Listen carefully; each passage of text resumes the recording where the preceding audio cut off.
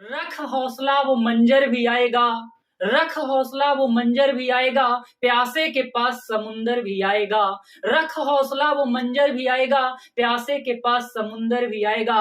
थक कर न बैठना है मुसाफिर, मंजिल भी मिलेगी और मिलने का मजा भी आएगा। जय हिंद साथियों, मैं कृष्णा स्वागत करता हूं आपका अपने YouTube चैनल उज्जवल कॉन्सेप्ट पर। आज का यह सेशन उन तमाम छात्रों के लिए होने वाला है जो 12वीं कक्षा का बोर्ड एग्जाम चंद समयों के बाद, चंद दिनों के बाद देने जा रहे हैं। मैं उन साथियों से गुजारिश करना चाहूंगा कि ये सेशन आपके लिए काफी महत्वपूर्ण होने वाला है और इस पूरे सेशन में मैं 12वीं कक्षा के बायोलॉजी से रिलेटेड कुछ क्वेश्चंस को हम आपके सामने लेकर रिप्रेजेंट हुआ हूं और आज मैं आपको एक शानदार टॉपिक से रूबरू कराने आया हूं। जैसा कि आप मेरे बैक साइड में लगे हुए स्लाइड पर देख रहे होंगे, यहां पर मैं एक टॉपिक लेकर आया हूं जो रक्त है और ये काफी महत्वपूर्ण है। इससे कई सारा सवाल एग्जाम में वस्तुनिष्ठ प्रश्न भी बनते हैं और शॉर्ट टाइप क्वेश्चन भी बनते हैं और लॉन्ग टाइप क्वेश्चन भी बनते हैं। शायद से आपके एग्जाम में यह प्रश्न आ जाए, तो आप इस पूरे सेशन को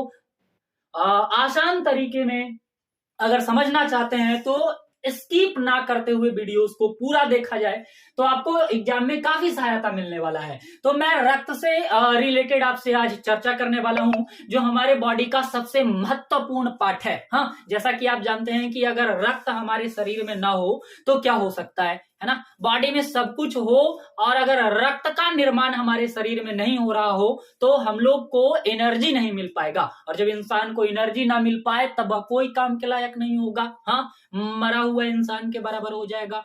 तो सबसे पहले मैं जानूंगा इसमें, है ना, कि आप लोग भी समझेंगे कि रक्त क्या है और इसका फॉर्मेशन कैसे होता है बॉडी में, है ना। तो आपसे क्वेश्चन पूछ सकता है कि रक्त क्या है, कितने प्रकार का होता है, विस्तार से वर्णन करें। मैं क्वेश्चन कुछ रख रहा हूं, या फिर आपसे क्वेश्चन करेगा कि आरबीसी क्या है, इसके बारे में विस्तार से समझाएं, है ना। डब्ल्यूबीसी क्या है, इसके बारे में विस्तार से समझाएं। या फिर आपसे क्वेश्चन कह सकता है कि मानव का रुधिर जो होता है वो कितने प्रकार का होता है, इसके बारे में चर्चा कीजिए, है ना। तो ऐसे कई मुख्य सवालों का सॉल्यूशन आपको यहाँ पे मिलेगा।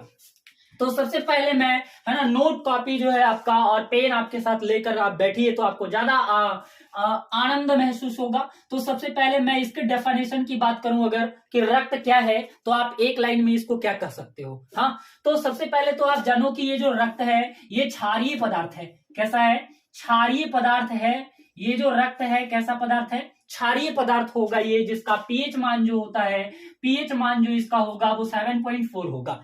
आप जानते होंगे कि एक पीएच स्केल बनाया गया है ना, जिस पर अगर वैल्यू 7 हो तब वो जो है न्यूट्रल होता है, यानी उदासीन होता है, और अगर 7 से कम होता है वैल्यू तब उसको हम लोग एसिड कहते हैं, अम्ल होता है, और 7 से अगर ज्यादा हो तब हम लोग उसको क्या कहते हैं? क्षार कहते हैं। यानी कि उसका जो स्वाद होगा ना वो क्या होगा? वो थोड़ा सा खट्टा नहीं होगा बल्कि वो कड़वा टाइप का होगा, है ना, तब वो कहलाता है क्षार। तो रक्त का जो पीएच मान होगा वो कितना होगा? 7.4 होगा, है ना। और ये किस कलर का दिखता है? तो ये लाल रंग का दिखता है। कैसा? लाल रंग का दिखता है। तो आप कैसे डेफिनेशन, देखो डेफिनेशन के लिए आपको कुछ कीवर्ड्स याद रखने होंगे। कैसा पदार्थ है ये? क्षारीय पदार्थ है और इसका पीएच मान कितना होता है? 7.4, और ये लाल होता है, कौन नहीं जानता है। और ये जो है तरल संयोजी उत्तक का बना होता है, तरल संयोजी उत्तक का बना होता है। मैं आपको बेस बनाते हुए लेकर चल रहा हूं, ये काफी बेहतरीन सेशन होगा आपके लिए। तो रक्त का डेफिनेशन अब आप कैसे बनाओगे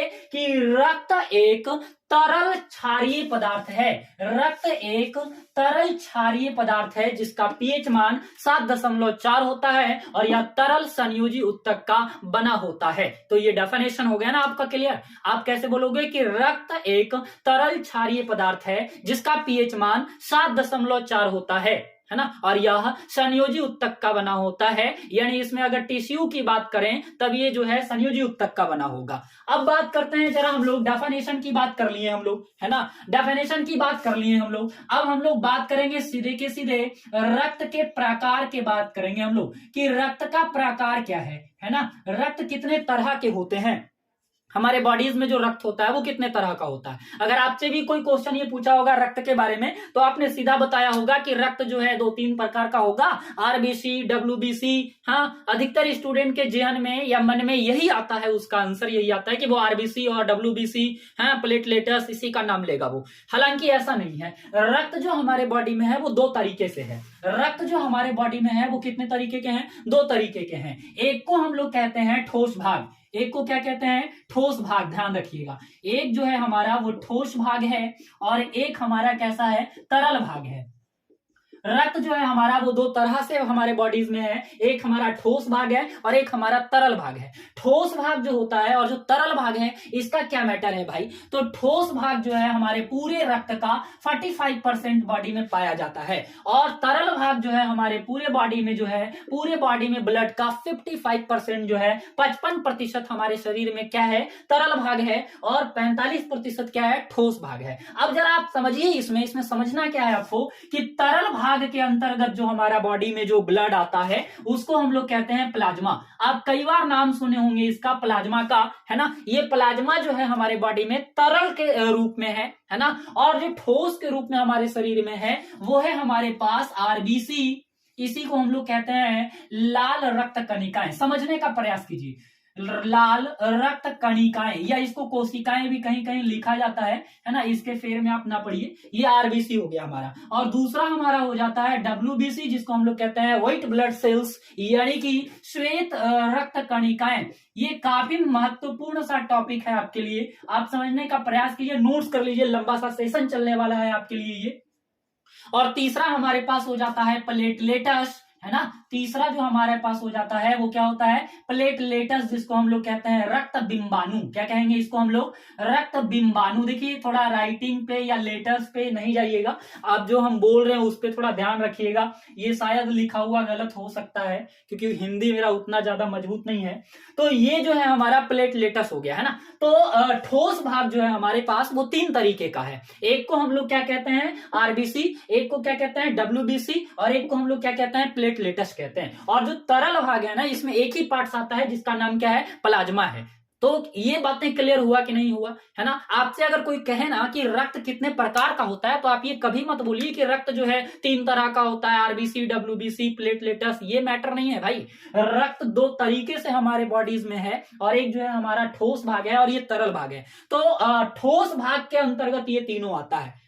हमारे बॉडी में रक्त जो है ठोस भाग के अंतर्गत ये आता है, यानी ये सॉलिड फॉर्म में होता है, लेकिन जब इसका प्रोड्यूस हो जाता है बॉडी में, जब ये बन जाता है, तब ये लिक्विड फॉर्म में होता है। मैं आपको समझाऊंगा कि लिक्विड फॉर्म में कैसे होता है, क्या वर्क है इसका। चलिए, तो महत्वपूर्ण बात क्या हो गया हमारे पास कि ये प्लाज्मा के बारे में आपको समझना है, आरबीसी, डब्ल्यूबीसी, प्लेटलेटस के बारे में आपको समझना है और इसका फंक्शनिंग क्या है ये समझने का प्रयास करेंगे हम लोग। तो आइए सबसे पहले हम लोग प्लाज्मा जानते हैं, और ये महत्वपूर्ण सवाल रहता है ऑब्जेक्टिव क्वेश्चन में। अगर आपसे क्वेश्चन पूछा जाए कि आपके रक्त में, आपके बॉडी में प्लाज्मा जो है रक्त का कितना प्रतिशत भाग रखता है, तो इसका आंसर डायरेक्टली कितना हो जाएगा? 55% हो जाएगा। लेकिन अगर आपसे पूछे कि आरबीसी कितना प्रतिशत होता है, तब ये 45% नहीं होगा, क्योंकि 45% में यहाँ पे डिस्ट्रीब्यूशन है, 3 लोग हैं और यहाँ पे ये अकेले हैं। इस कारण हमारे बॉडी में इसका परसेंटेज कितना हो जाएगा? 55% हो जाएगा। कुल रक्त का प्लाज्मा कितना हो जाएगा? 55% हो जाएगा। आइए जरा प्लाज्मा को हम लोग डिफाइन करने का प्रयास करते हैं कि प्लाज्मा क्या है, प्लाज्मा किसको कहते हैं। हाँ, तो हमारे बॉडी में ये जो है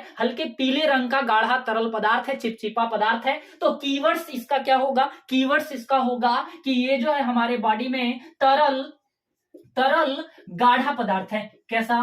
तरल गाढ़ा पदार्थ है ये हमको याद रखना है। तरल गाढ़ा पदार्थ है, हल्के पीले रंग का।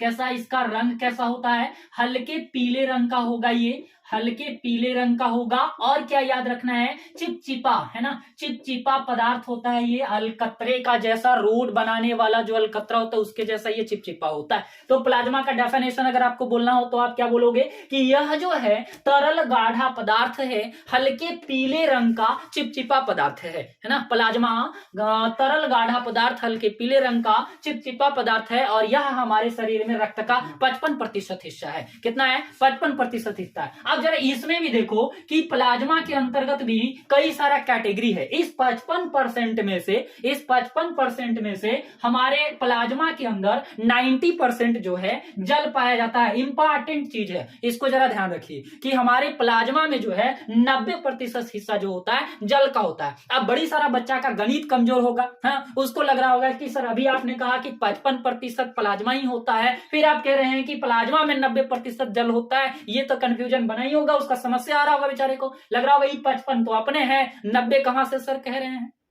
तो ये गणित कमजोर है, तो उसके लिए आपको गणित का सेशन अटेंड करना होगा। तो प्लाज्मा में जल कितना प्रतिशत पाया जाता है, ये 90% हो गया, और इसके अंदर 7% क्या होता है, प्रोटीन होता है, और ये हमारे बॉडी को चलाने में बड़ा अहम भूमिका निभाता है। ये प्रोटीन ये कितना होता है, 7% होता है, और ये 7% में 3 तरह का प्रोटीन पाया जाता है, जो आपसे पूछा जाएगा एग्जाम में, आपसे पूछा जाएगा तो यही पूछा जाएगा कि 7% जो प्रोटीन पाया जाता है प्लाज्मा के अंदर, वो कौन कौन सा प्रोटीन पाया जाता है। हाँ, मैं चर्चा करता हूं इसका और विश्लेषण भी करने वाला हूं। तो 3 तरह का जो प्रोटीन हमारे पास पाया जाता है प्लाज्मा के अंदर, वो हम में भी है, आप में भी है, सारे में है। तो इसमें से एक का नाम जो होता है फाइब्रियोनोजेन है। क्या है, फाइब्रियोनोजेन होता है, लिखने में प्रॉब्लम हो सुन लीजिए, फाइब्रियोनोजेन होगा। एक तो हमारा ये हो गया प्रोटीन के रूप में, और दूसरा हमारे पास होता है प्रोथ्रोम्बिन, जिसको हम लोग क्या कहते हैं, प्रोथ्रोम्बिन कहते हैं, प्रोथ्रोम्बिन कहते हैं, ये यहाँ पे प्रोथ्रोम्बिन हो गया। और तीसरा जो हमारे पास प्रोटीन होता है वो है हिपैरिन। क्या है,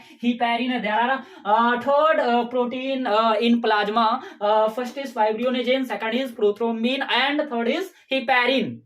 समझ रहे हैं ना बात। तो ये जो तीनों है ना काफी महत्वपूर्ण है। अब यहां से एक नोट निकलता है, ये देखो, ये सारा मैं आपके प्लाज्मा में समझा रहा हूं, यहाँ पे एक महत्वपूर्ण चीज निकलता ये है कि अगर हमारे बॉडी में ये तीनों प्रोटीन में से 2 प्रोटीन को अगर रोक दिया जाए, यानी अगर 2 प्रोटीन अब्सेंट हो, है ना, यानी कि फाइब्रियोनोजेन और प्रोथ्रोम्बिन क्या हो, अब्सेंट हो, तब खाली हिपैरिन बचेगा, और उस कंडीशन में इसका नाम क्या हो जाएगा, सीरम। इसी को हम लोग क्या कहते हैं, सीरम कहते हैं, है ना। जब प्लाज्मा के अंदर ये 2 प्रोटीन, सॉरी, हिपैरिन जो है हमारा एब्सेंट रहेगा, और ये दोनों मिलकर के फाइब्रियोनोजेन और क्या, प्रोथ्रोम्बिन मिलकर के क्या कहलाएगा, सीरम कहलाएगा। महत्वपूर्ण बात है, ये आपको याद रखना चाहिए। हिपैरिन जब एब्सेंट होगा, कैसे क्वेश्चन बनाएगा आपको कि क्वेश्चन कैसे बनाएगा कि प्लाज्मा के अंदर फाइब्रियोनोजेन, प्रोथ्रोम्बिन और हिपैरिन से हिपैरिन जब अनुपस्थित हो, तब इसको क्या कहा जाएगा, तब इसको क्या कहा जाएगा, सीरम कहा जाएगा। ये चीज बातें हो गई। तो प्लाज्मा में मैंने आपको सारा कुछ समझाया, प्लाज्मा किसे कहते हैं ये समझ आ गया आपको, है ना।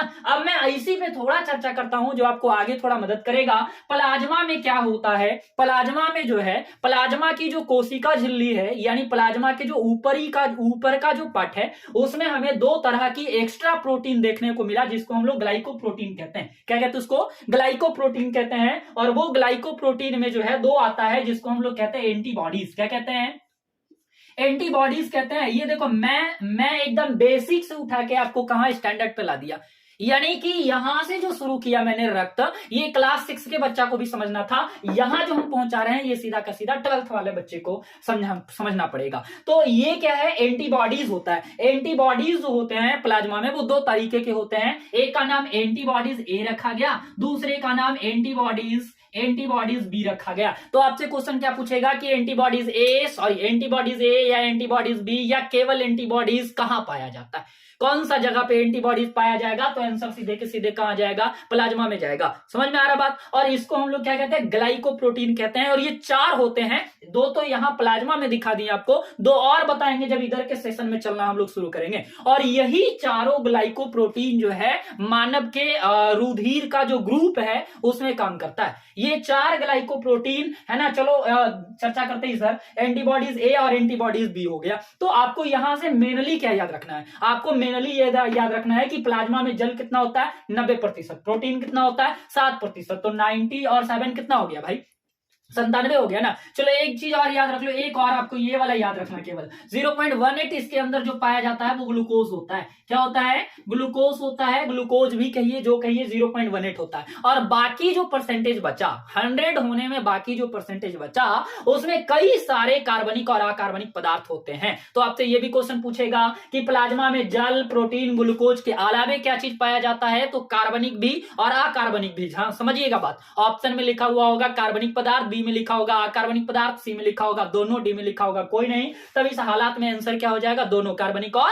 अकार्बनिक पदार्थ होते हैं। तो 100% प्लाज्मा बनने के लिए क्या क्या चीज मिला हुआ होगा, जल, प्रोटीन, ग्लूकोज और कार्बनिक और अकार्बनिक पदार्थ मिलकर कितना हो जाएगा, 100 हो जाएगा। ये सीरम वाली बातें आपको याद होगा, ये एंटीबॉडीज और एंटीबॉडीज बी की बात मैंने करा, इसका मतलब होता है कि ये प्लाज्मा का जो ऊपर का कोशिका झिल्ली जो दिखता है ना, वो कोशिका झिल्ली के ऊपर ये दोनों दिखा गया। चलो एक बात और, एक महत्वपूर्ण नाम बताते हैं आपको कि ये देखा कौन, ये कौन देखा, किसने बताया इसके बारे में, तो उसका नाम हो जाएगा कार्ल लैंडस्टीनर। बड़ा ही महत्वपूर्ण नाम है ये, कार्ल लैंडस्टीनर।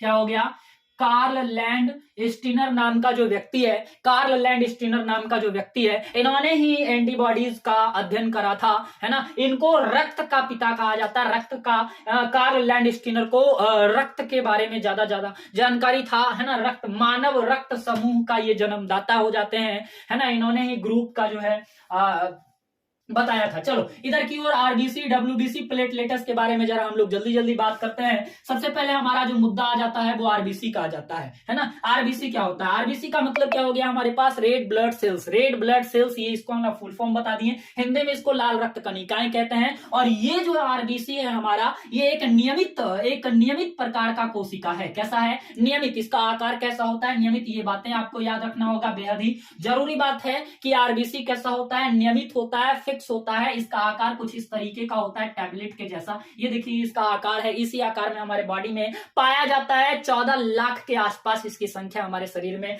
होना ही चाहिए, तब हम लोग जो है सही मानव कहला पाएंगे। आरबीसी हमारे बॉडीज में लगभग 14 लाख के आसपास होना चाहिए। इसका आकार कैसा होगा, नियमित होगा। और ये हमारे बॉडी में जो है ना 120 दिन तक सेफ रहता है। इसका जीवन काल कितने दिनों का होगा, इसका जीवन काल जो होगा वो कितने दिनों का होगा, 120 दिनों का होगा। और ये आरबीसी है क्यों भाई, आखिर नाम इसका लाल क्यों रखा गया, तो इसमें एक प्रोटीन पाया जाता है, इसको जिसको हम लोग कहते हैं हीमोग्लोबिन। ये भी प्रोटीन है बाबू, ये भी हीमोग्लोबिन भी क्या है, ये प्रोटीन है। ये ऑक्सीजन को बांधने का इसमें बहुत बड़ा पावर है ना। ऑक्सीजन को ये क्या करता है, कैप्चर करता है ये हीमोग्लोबिन, है ना। ये ऑक्सीजन वाहक भी है, इसको हम लोग क्या कहते हैं, ऑक्सीजन वाहक कहते हैं। ये ऑक्सीजन वाहक है हमारा, इसी कारण आरबीसी जो है पूरे के पूरे ऑक्सीजन वाहक कहलाता है, क्योंकि हमारे पूरे बॉडी में ऑक्सीजन को क्या करता है, सप्लाई करता है, प्रत्येक कोशिका तक पहुंचाने का काम करता है ऑक्सीजन को। ऑक्सीजन हमारे बॉडी में आया तो, लेकिन शरीर के प्रत्येक हिस्से तक अगर कोई पहुंचाने वाला है तो वो कौन होगा,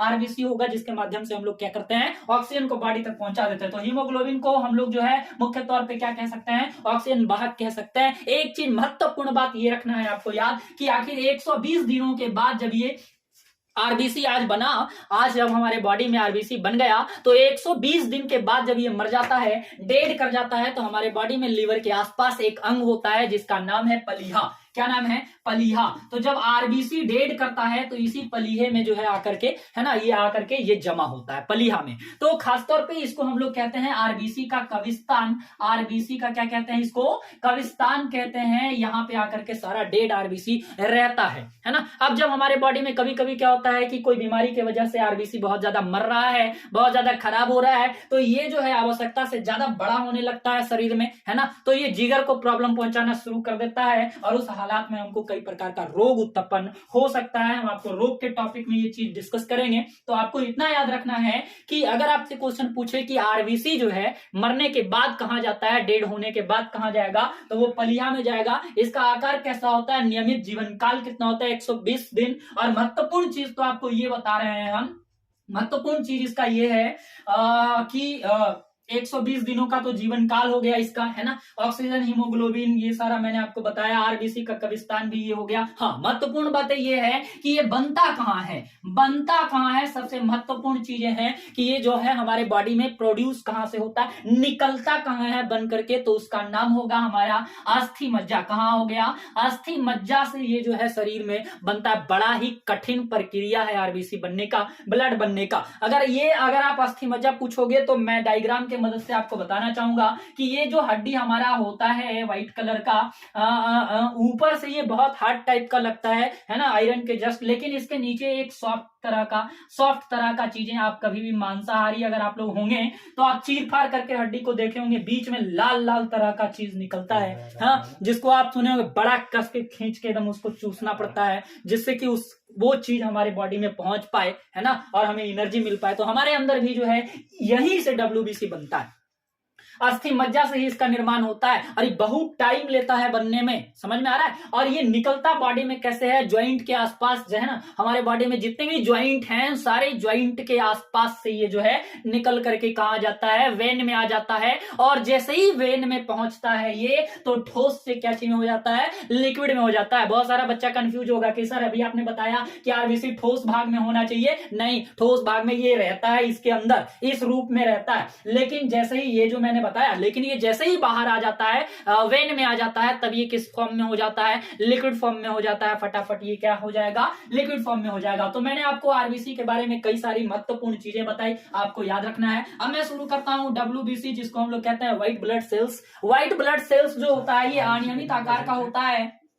कैसा होता है ये, अनियमित आकार का होता है। अगर आकार की बात करें तो आकार की बात करें तो ये जो है अनियमित का होता है, यानी अनियमित तरह का होता है ये आकार में, है ना। और अगर इसकी बात करें हम लोग, जीवन काल की बात करें, जीवन काल की बात करें अगर इसका अगर जीवन काल का हम लोग बात करें, तो ये जीवन काल इसका जो होता है वो 120 दिनों से कम होता है, यानी कि 20 से लेकर 100 दिनों के आसपास इसका जीवन काल होता है। और ये संख्या में जो है आरबीसी से बहुत कम होता है ना। आरबीसी की संख्या मैंने आपको याद रखिए पहले ही बताया था कि 14 लाख के आसपास होना चाहिए। और डब्ल्यूबीसी की संख्या जो है हमारे बॉडी के अंदर जो है 5000 के आसपास, 5000 बहुत कम होता है इसका, लेकिन ये काम बहुत बड़ा करता है।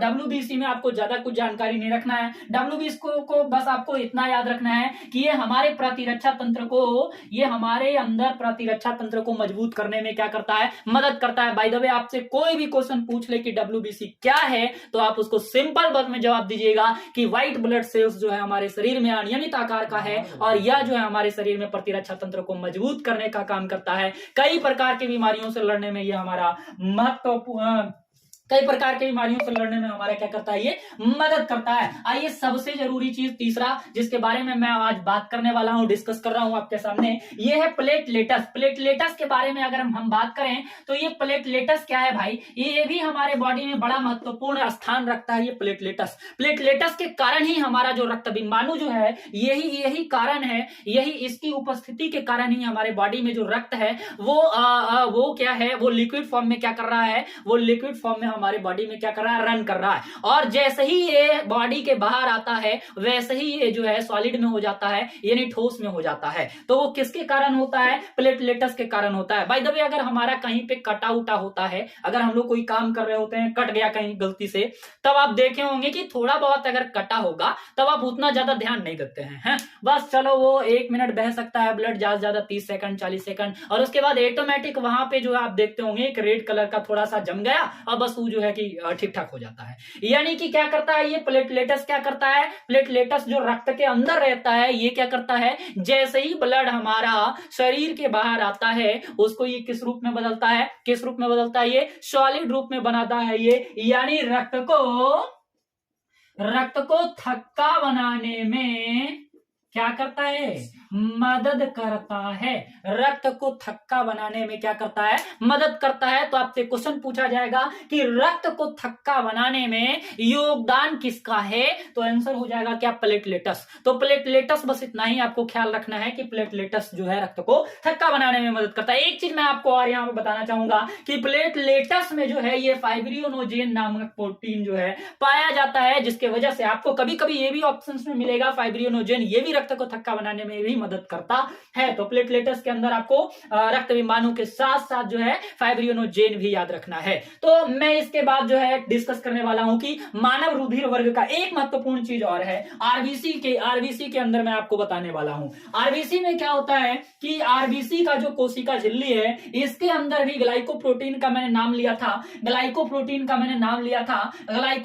यहां भी पाया जाता है 2, आरबीसी में भी ग्लाइकोप्रोटीन पाया जाता है 2, और मैंने प्लाज्मा में भी बताया ग्लाइकोप्रोटीन पाया जाता है 2, तो 2 और 2 मिलके हो गए 4, और यही 4 ग्लाइकोप्रोटीन मिलकर के तय करता है कि आपके शरीर में कौन सा ब्लड है, ग्रुप ए है, ग्रुप बी है, ग्रुप ए बी है या ग्रुप ओ है ना, कौन सा ब्लड आपके रगों में दौड़ रहा है, ये कौन बताएगा, यही ग्लाइकोप्रोटीन। और इस ग्लाइकोप्रोटीन के बारे में जानकारी कौन दिया, कार्ल लैंडस्टीनर। आइए मैं यहां पे लिख देता हूं यहाँ पे एंटीजेन है, यहाँ पे एंटीजेन ए और एंटीजेन बी है, एंटीजेन ए और एंटीजेन क्या हो गया, बी। तो antigen A, antigen B, antibodies A, antibodies B. Indicate करने के लिए छोटा ए बी लिखे हैं, इंडिकेट करने के लिए बड़ा ए और बी लिखे हैं। तो इसी टॉपिक से हम लोग शुरू करने वाले हैं, मानव रुधिर वर्ग।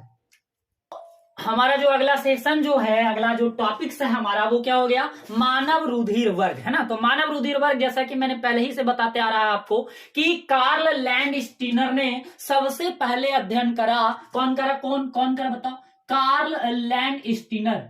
कौन हो गया बाबू, कार्ल लैंडस्टीनर नाम का जो व्यक्ति है, इनके अध्ययन से यह पता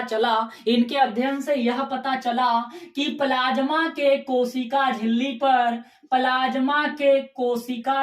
पर इतना लिख इसलिए रहे हैं कि आप डेफिनेशन वहां पे लिख पाओगे। महत्वपूर्ण है ये, महत्वपूर्ण, क्लास 10th 12th के सारे विद्यार्थियों के लिए महत्वपूर्ण है, देख के ही जाना। तो प्लाज्मा के कोशिका झिल्ली पर दो तरह का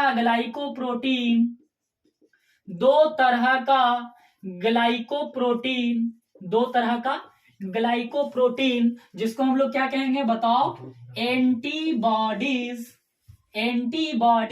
ए और एंटीबॉडीज बी। दो तरह का ग्लाइकोप्रोटीन, एंटीबॉडीज ए और एंटीबॉडीज बी, तथा आरबीसी के कोशिका झिल्ली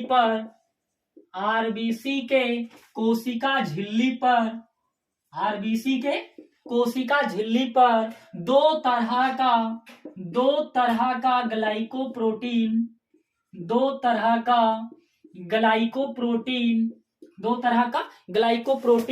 एंटीजेन ए और एंटीजेन बी के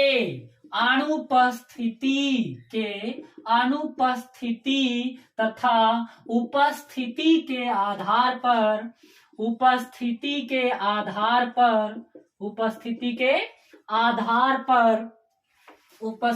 आधार पर रुधिर वर्ग को मानव रुधिर वर्ग कहा जाता है। मैंने सीधा का सीधा पूरा डेफिनेशन लिख दिया, मानव रुधिर वर्ग कहा जाता है।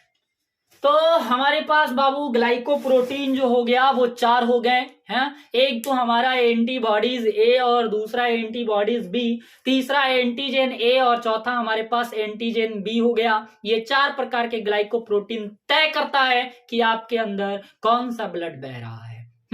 तो ये चारों मिलकर के, वैसे तो रक्त प्रकार बहुत तरह के होते हैं, लेकिन मुख्य रूप से हम लोग आपके सिलेबस के अकॉर्डिंग 4 रक्त वर्ग का बात करेंगे। हम लोग केवल 4 रक्त वर्ग का बात करेंगे। तो यहां पे मैं लिखा कि यह मुख्य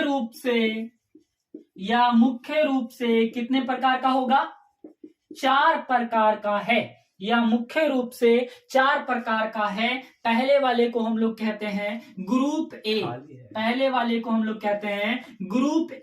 दूसरे वाले को हम लोग कहते हैं ग्रुप बी और तीसरे वाले को हम लोग कहते हैं ग्रुप ए बी और चौथे वाले को हम लोग कहते हैं ग्रुप ओ। आइए इनके बारे में जरा विस्तार से जानने का प्रयास करते हैं कि ग्रुप ए का क्या मैटर है। तो इसी चारों में से antigen A, antigen B, antibodies A, antibodies B, इसी का उपस्थिति अनुपस्थिति के आधार पर जो है ये चलेगा। तो जब किसी व्यक्ति में एंटीजन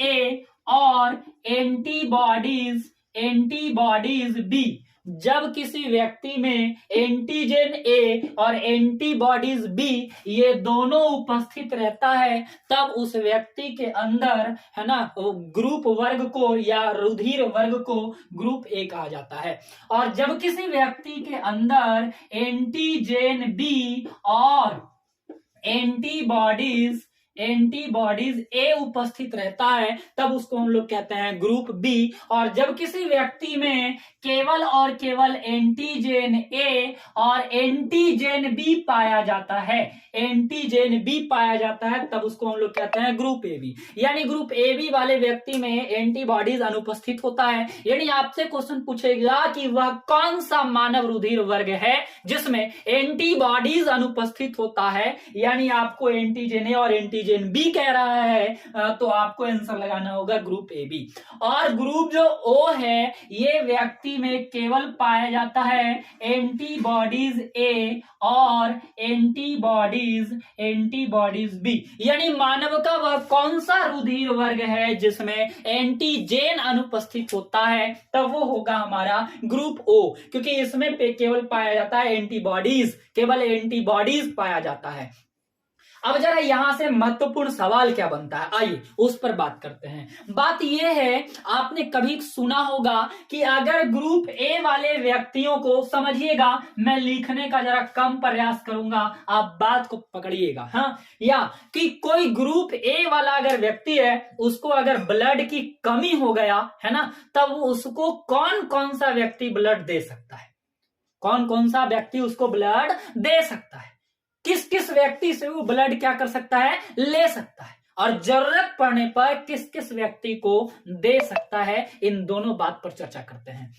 तो यहाँ क्या है कि ये कौन कौन व्यक्ति को जरा देगा, ये देखो देने वाले का यहां बॉक्स बनाए हैं, और किस किस व्यक्ति से ये ब्लड लेगा उसका बॉक्स यहां बनाए हैं। हम 4 दूनी 8 बॉक्स का निर्माण करते हैं और इसमें फटाफट बताएंगे हम कि कौन सा व्यक्ति कौन सा ब्लड ग्रुप को लेगा और किससे वो ब्लड ग्रुप जो है किसको किसको वो दे सकता है। आइए इस पर महत्वपूर्ण बात करते हैं। ये वाला जो हमारा बॉक्स रहेगा ये क्या है कि ये क्या है, किस किस से वो क्या कर सकता है, क्या कर सकता है, ब्लड को क्या कर सकता है, ले सकता है अपने अंदर ये एरो का निशान बनाए हैं, ले सकता है। और ये एरो का निशान मैं बनाया है इस इंडिकेशन के लिए कि ये किसको किसको दे सकता है। तो ग्रुप ए वाला जो व्यक्ति होगा, ग्रुप ए वाला, ये कौन कौन सा व्यक्ति से लेगा, तो सबसे पहले तो ये ग्रुप ए से लेगा, अपना प्रजाति के लोग से तो ब्लड ले ही सकता है, कोई दिक्कत नहीं है। लेकिन ग्रुप बी वाला से ये नहीं लेगा, ग्रुप ए बी वाला से ये ले लेगा और ग्रुप ओ वाला से ले लेगा। ये किस किस व्यक्ति से ब्लड ले सकता है, अगर इसको जरूरत पड़ गया तो ये ए से लेगा, ए बी से लेगा और ओ से लेगा, है ना। और किसको किसको दे सकता है, तो सबसे पहली बात ये ए को देगा। किसको देगा, ये जब इसके पास, जब ये किसी व्यक्ति को अगर प्रदान करना चाह रहा है तब ये किसको देगा, किसको देगा ब्लड, ए को देगा, और किसको देगा, ए बी को देगा। ओ को ये व्यक्ति नहीं दे पाएगा, यानी 3 लोगों से लेगा, 2 लोगों को ब्लड क्या करेगा, डोनेट कर देगा, सप्लाई कर देगा। आ जाओ ग्रुप बी की बात करते हैं। तो ग्रुप बी वाला जो व्यक्ति होगा ये बी से ब्लड ले सकता है और ए बी से ब्लड ले सकता है और ओ से ब्लड ले सकता है। जब देने की बात आएगा तो ये बी को देगा और ए बी को देगा। अब जरा हम बात करते हैं ग्रुप ए बी के लिए। ए बी वाला व्यक्ति किसको किसको ब्लड, किस किस से ये ब्लड ले सकता है, सबसे अगर कोई फायदा वाला ब्लड ग्रुप है तो यही है ए बी। ये क्या करता है, इसको अगर ब्लड का जरूरत पड़ा तो ये ए वाले व्यक्ति से भी ले सकता है, बी वाले व्यक्ति से भी ले सकता है, ए बी वाले व्यक्ति से भी ले सकता है, ओ वाले व्यक्ति से भी ले सकता है। आप कहोगे सर तो बड़ा मजेदार वाला बात है, इसको हम लोग कहते हैं सर्वग्राही। यही वजह है कि इस ग्रुप वाले को हम कहते हैं सर्वग्राही। इसका मतलब है कि सबसे ब्लड को क्या कर लेता है, ये ले लेता है। और किसको किसको देगा ये, तो ये देगा ए को, ये देगा बी को और ये देगा ए बी को। यानी कि 4 आदमी से ये ब्लड ले सकता है और 3 आदमी को दे सकता है। अब जरा बाबू ओ पर आते हैं। ये ओ किस किस से ले सकता है, तो ये केवल ओ से ले सकता है, किसी और व्यक्ति का ब्लड ये नहीं ले सकता है। लेकिन अगर देने की बात करें तो ए को भी देगा, बी को भी देगा, ए बी को भी देगा, ओ को भी देगा, सारे को देगा। यही वजह है कि इसको हम लोग कहते हैं सर्वदाता। इसको क्या कहते हैं हम लोग, सर्वदाता कहते हैं। तो आपसे क्वेश्चन पूछेगा कि निम्न में से कौन मानव रुधिर वर्ग को सर्वदाता कहा जाता है, तो आंसर ग्रुप ओ होगा। और निम्न में से कौन मानव रुधिर वर्ग को सर्वग्राही कहा जाता है, तो आंसर हमारे पास क्या हो जाएगा, ग्रुप ए भी हो जाएगा। आपसे क्वेश्चन आखिर वो पूछेगा, शॉर्ट में पूछेगा कि आखिर ए वाला व्यक्ति का ब्लड बी में क्यों नहीं चढ़ाया जाएगा, या फिर बी वाले व्यक्ति का ब्लड ए में क्यों नहीं चढ़ाया जाएगा, क्या रीजन है भाई, क्यों नहीं चढ़ाया जाएगा। तो इसका एक ही आंसर होगा, जब भी ये क्वेश्चन पूछे तो आप एक ही जवाब लिखना कि ऐसा करने से उसके अंदर रक्त जो है जमने लग जाता है ना, जमने लग जाता है, या तो उसके बॉडी के अंदर एंटीजन की संख्या बहुत ज्यादा बढ़ जाता है, या तो उसके अंदर बॉडी के अंदर एंटीबॉडीज की संख्या बहुत ज्यादा बढ़ जाता है, जिसके वजह से ग्लाइकोप्रोटीन की संख्या बढ़ जाने की वजह से हमारा ब्लड जो होता है वो बॉडी के अंदर ही क्या हो जाता है, जम जाता है, और मानव की मृत्यु तुरंत तत्काल हो सकता है। यही कारण है कि हम लोग जो है ए वाले व्यक्ति का ब्लड बी में नहीं चढ़ा सकते हैं, बी वाले व्यक्ति का ब्लड ए में नहीं चढ़ा सकते हैं। जो मैंने यहां लिखा है बस वही व्यक्ति से दे सकता है, वही व्यक्ति से ले सकता है, और अगर इसके अलावा किसी व्यक्ति को दे दिया जाए, चढ़ा दिया जाए गलती से, मतलब ओ वाले व्यक्ति में अगर ए वाले व्यक्ति का ब्लड चढ़ा दिया जाए, तो ये ओ वाला व्यक्ति जो है तत्काल क्या हो जाएगा, मर जाएगा। और मरने का कारण क्या होगा, मरने का कारण मैंने आपको बताया, इसके मरने का कारण हो जाता है कि बॉडी के अंदर ग्लाइकोप्रोटीन की संख्या आवश्यकता से ज्यादा बढ़ जाता है, आवश्यकता से ज्यादा ग्लाइकोप्रोटीन की संख्या बढ़ जाता है, जिसके वजह से उसके अंदर ब्लड क्या हो जाते हैं, जमने लग जाते हैं, खून जो है थक्का होने लग जाता है, जिसकी वजह से उनकी मृत्यु हो जाती है ना। तो यही कारण हो गया। तो मानव रुधिर वर्ग को तो मैंने आपको